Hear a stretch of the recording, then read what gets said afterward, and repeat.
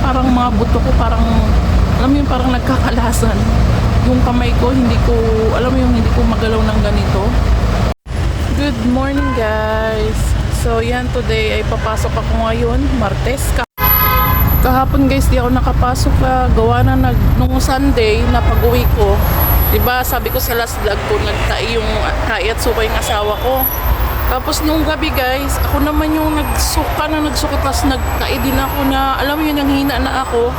Kahapon di ako nakapasok kasi hindi ko talaga kayang bumangon. Magdamag ba naman ako nagsuka, magdamag ako nagtai. Tapos yung, excuse me sa mga kumakain, kasi yung kai ko guys ay tubig. Tapos hindi ko alam kung saan namin nakuha yun. Dapat guys na hindi pa dapat ako papasok ngayon dahil yung katawan ko alam niyo yung feeling ng galing ka sa pagsusukat pagtatay tapos nangihina ka. Kahapon gusto ko sanang pumasok kaya lang hindi ko kayang bumangon, yung parang mga buto ko parang, alam mo yung parang nagkakalasan.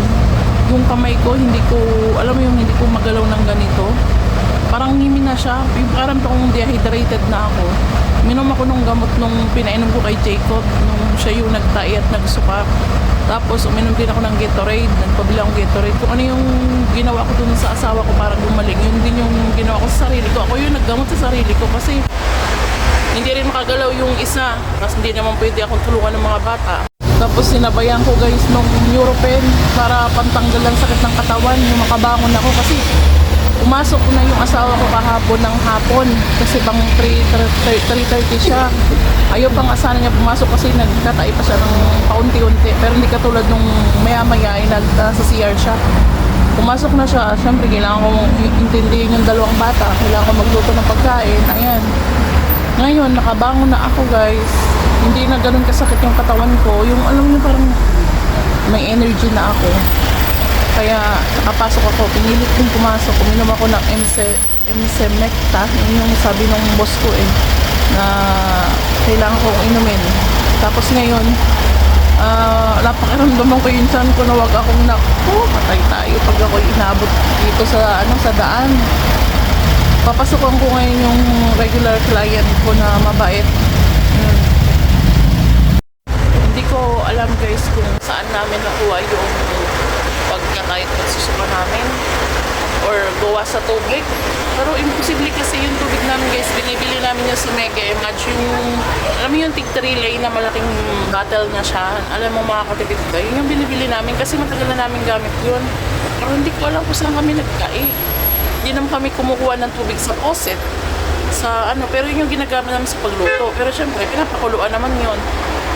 Kaya lang nag-change kami ng tubig ngayon. Pero hindi ko talaga alam kung saan nagkain o Si Daniel lang ang hindi nagtait nagsuka sa amin. Yun yung iniingatan ko si Daniel. Kasi alam nyo na si Daniel sakitin, madaling manghinga ang katawan.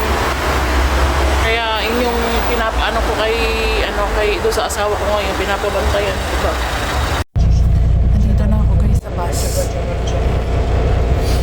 Kailangan hindi ko bibilisan ng yung kilos kong kalabaw kasi baka mabenat. Nakakabenat daw kasi yung pagtatay guys at pagsusuka sabi ng mama ko. Kaya yun. Pero kailangan magtrabaho kasi guys bayaran ng bahay ngayon, last day ngayon ng bayaran ng bahay. Kulang pa yung bayaran ko ng 300 lei. Kulang pa ako ng 200 na lang pala. 200 na lang ang kulang ko.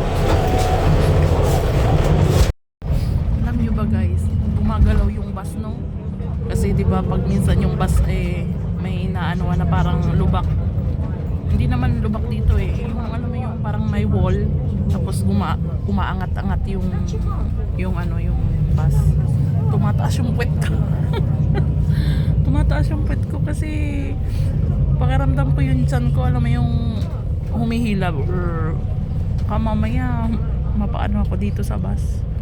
Pero naman, carry pa kasi malapit-lapit naman na yung bahay nung paglilinisan ko ngayon.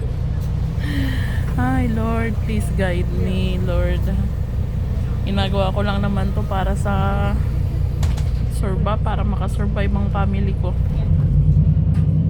Ayun talaga yung pinakaingatan ko sa amin. Ang hirap magkasakit. Kasi lahat kami